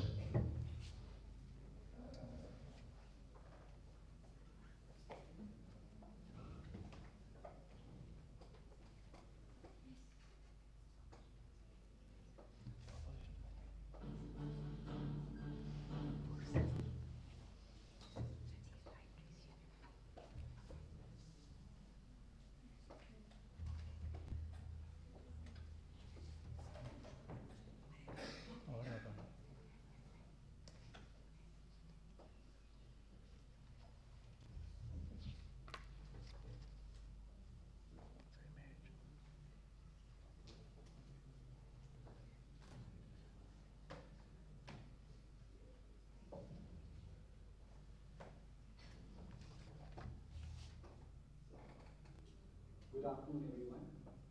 I was supposed to come to Banaras and still in the competition while executing their exams, but I could not due to some other professional commitments. At that point, I was requested to send a video message. Initially, I felt that there's no point in me sending any message because I'm not qualified or deserving enough to address this August gathering. But later it dawned upon me that maybe I can use this opportunity to thank and congratulate everyone. So firstly, I would like to congratulate the Head and Dean of Law School, Professor C.P. Upadhyay, for organizing this successful event. I would especially like to congratulate Dr. Prabhat Kumar Saha, who is the brain behind this particular edition. He's someone who knows and understands my passion for mooting, and he shares that particular passion in equal measure, if not more. I would also like to acknowledge the insightful comments that were given by Rajat from CAM while I was drafting the moot opposition. Another important contribution and valuable assistance that was given was from Ms. Devsprata Mishra. She's a fourth-year law student. She helped me a lot while I was making the researcher's test for the competition. Lastly, I would like to give a message to all the participating teams. Mooting is not about winning or losing. Just like everything else in life, it has a huge element of luck. Rather, in my understanding, mooting is about learning to fight and argue for a cause and developing the necessary skill sets for it. I hope that this particular competition would have been a learning experience for everyone in that particular aspect. Thank you.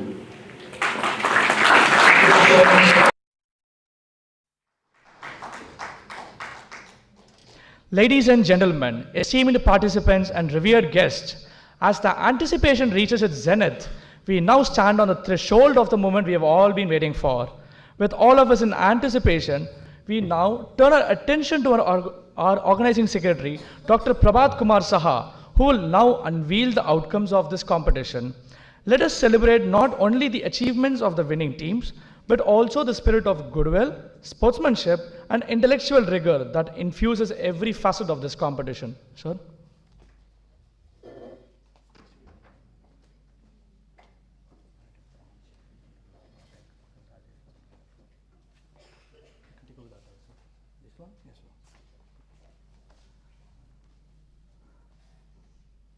A very good afternoon to all of you.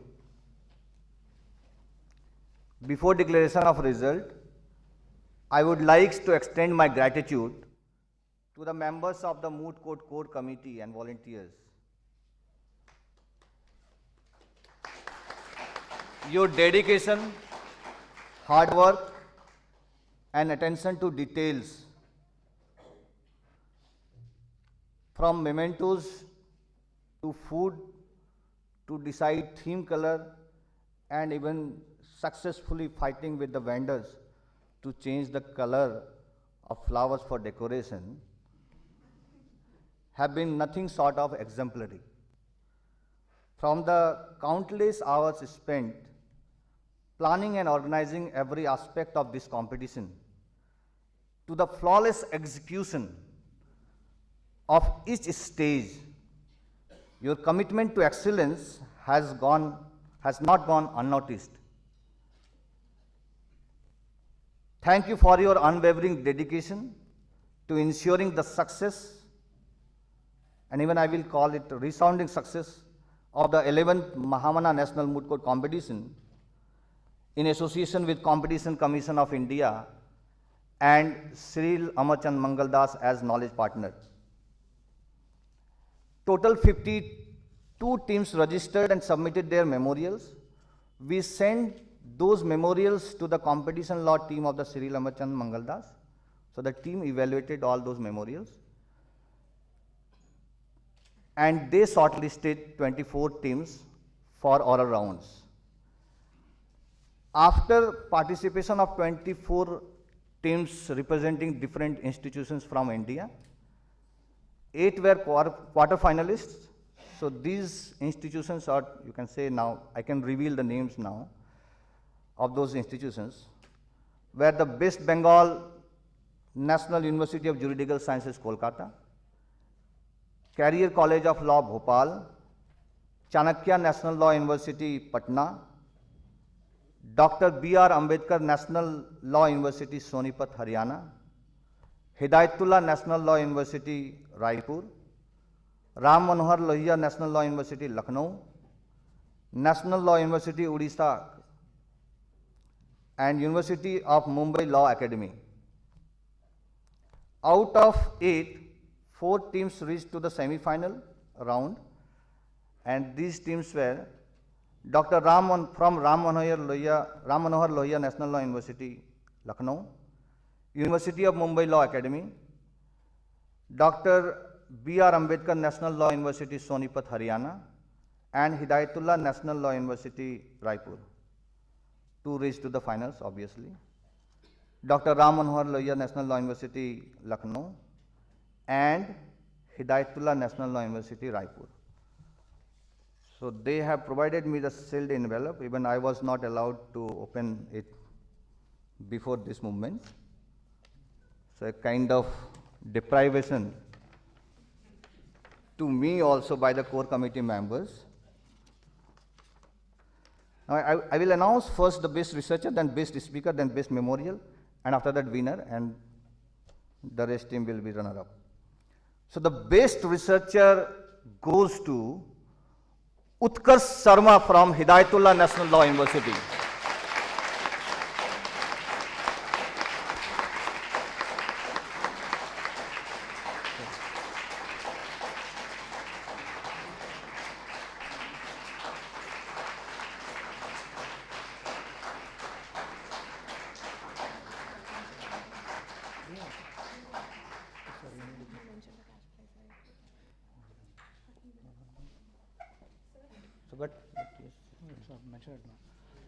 The Best Researcher Award also has a 10,000 rupees cash prize.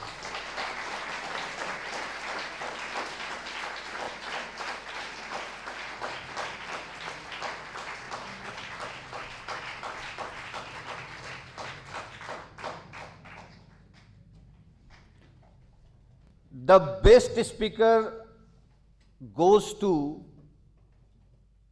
Gautam Badlani from Chanakya National Law University, Patna.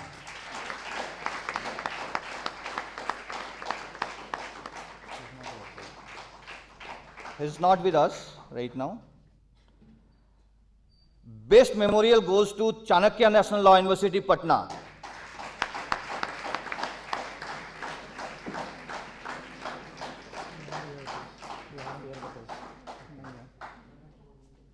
Again the same thing, the team is not with us right now.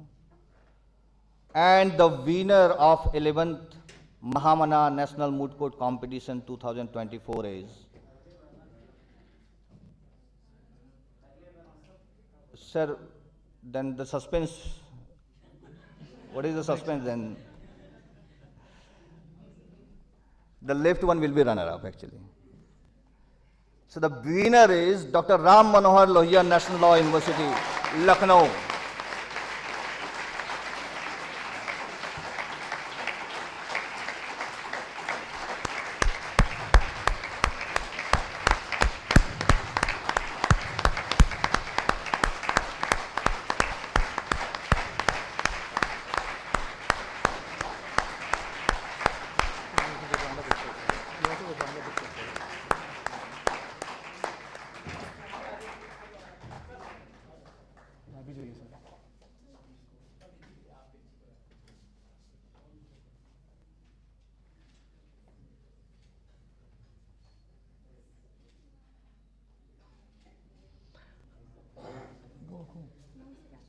I would also like to notify that the best winning team also gets a cash prize of 40,000 rupees.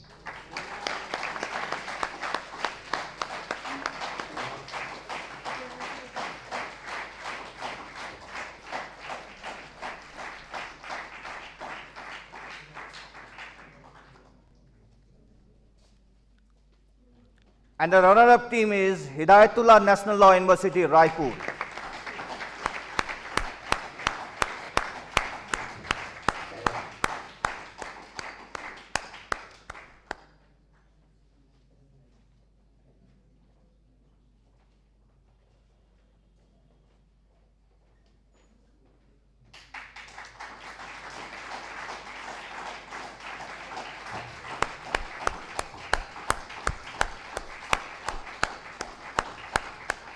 They also receive a cash prize of 30,000 rupees.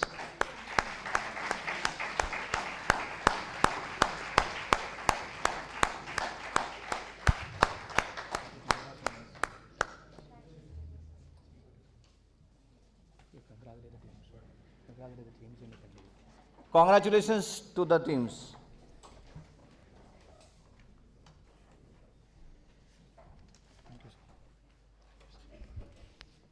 Thank you, sir. It is with great joy that we extend our sincerest gratitude to Dr. Prabhat Shah for its stewardship. Your tireless efforts, hard work, and remarkable success are truly noteworthy, serving as a testament to your determination and exemplary diligence. Let us also extend our heartfelt congratulations to the winning teams, whose perseverance and determination have earned them a place of honor in this prestigious competition.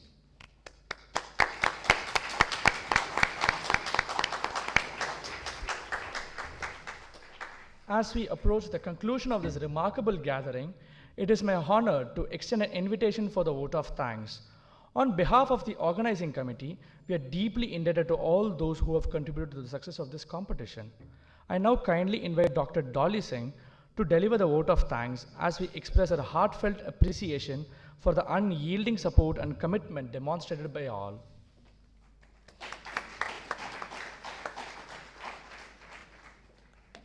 Thank you, Agrita. Thank you, Jairam. I feel honored and privileged to get this opportunity to propose a vote of thanks on 11th Mahamana Malaviya National Moot Court Competition. Well, it's a moment of joy, victory for some, learning for others, and in totality, celebrations for everyone. Because those who have come here at Faculty of Law to participate will be returning with the art of better advocacy. I, on behalf of the organizing committee, convey my deep regards and sincere thanks to our chief guest of the event, Honorable Dr. Justice B.S. Chauhan, Judge, Supreme Court of India. Sir, finding time from your busy schedule for the valedictory session has made these moments a long-lasting memories and even for years to come. Thanks for sharing your personal experiences and giving certain takeaways to the students that you should always be excellently conversant with the facts, with the law, and also with all the important points regarding the matter. The Faculty of Law is highly grateful to the dignitaries on the dais for being here. I would extend my thanks to Mr. Ashutosh Kumar, Joint Director, Competition Commission of India, Dr. Saurabh, Joint Director, Competition Commission of India, for giving their valuable time and thoroughly their inputs in making this event a successful one. We are very thankful to you, sir. Further, I am thankful to the Competition Commission of India for their collaboration with the Faculty of Law, Banaras Hindu University, on 11th Mahamana Malaviya National Moot Court Competition 2024. I also extend my sincere regards to Dr. Pavan Kumar Pandey, Deputy Registrar of Trademarks and Geographical Indications. Sir, your presence signifies your desire and determination to encourage students in every way, and we are highly thankful to you for your presence here. I extend my gratitude to Mr. Vijay Pratap Singh Chauhan, partner, Cyril Amarchand Mangaldas, for your esteemed presence on the dais today, as you being holding a remarkable position in one of the top leading firms in India. We are amazed to have with us you, sir. Thank you. Further, organizing committee is deeply thankful to Cyril Amarchand Mangaldas for their association with Faculty of Law, BHU, on 11th Mahamana Malaviya National Moot Court Competition 2024. We could reach the successful completion of this competition because of untiring efforts of certain people. To begin with, a motivational force with a problem-solving approach, a person who provides a vibrant platform to execute every vision that anyone has in Faculty of Law. Here, I am referring to Professor Chandrapal Upadhyay, Head and Dean, Faculty of Law. Sir, I believe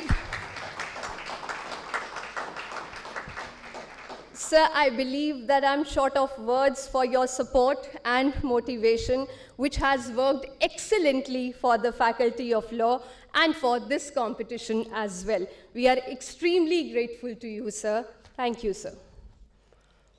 I would also extend my thanks to Professor R.K. Patel, to Professor D.K. Mishra, to Assistant Professor Raju Maji, to Dr. Kesri Nandan, and many more faculty members for their prompt help and support whenever required.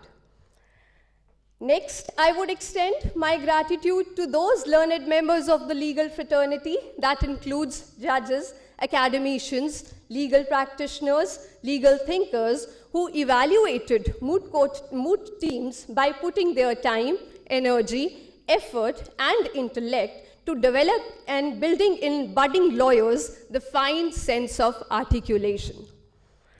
It would be unjust if I didn't mention about Coordinator Moot Court Committee, Dr. Prabhat Kumar Saha, and other faculty members of the Moot Court Committee for guiding and extending their support in every possible way to make this competition a successful one. Next, I am extending my mark of appreciation to the teams from various law schools across the country who have participated in this competition.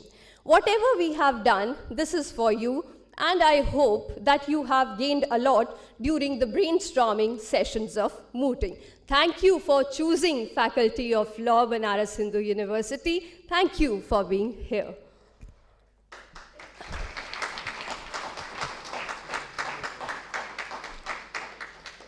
An event of this dimension cannot happen overnight. All of you understand that. And the wheels start rolling months in advance. We have been fortunate enough to be backed by the team of highly motivated and dedicated students committee and volunteers.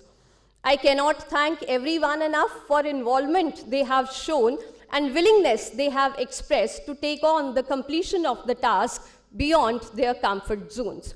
From reception to stage management, to court masters, to scoring, to travel, to accommodation, to fooding, to social media, I could see the spirit and determination to conduct this event very successfully.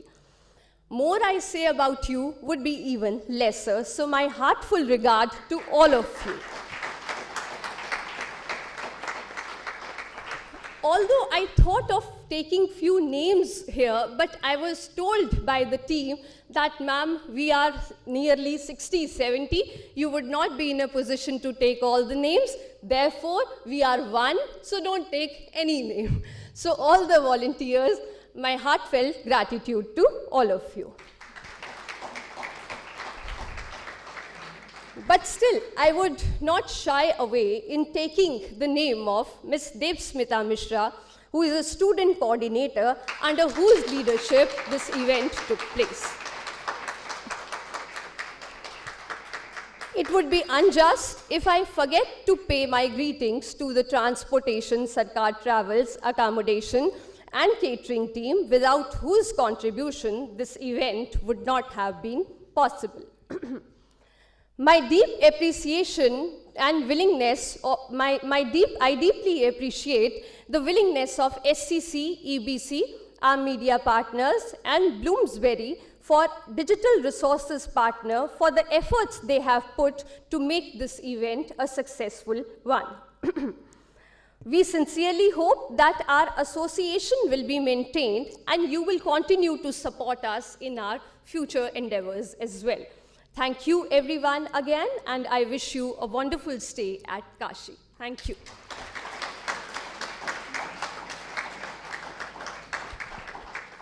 Thank you very much, ma'am. As we bring this exceptional gathering to a close, let us rise and join together in singing the national anthem, reaffirming our collective allegiance to our great nation.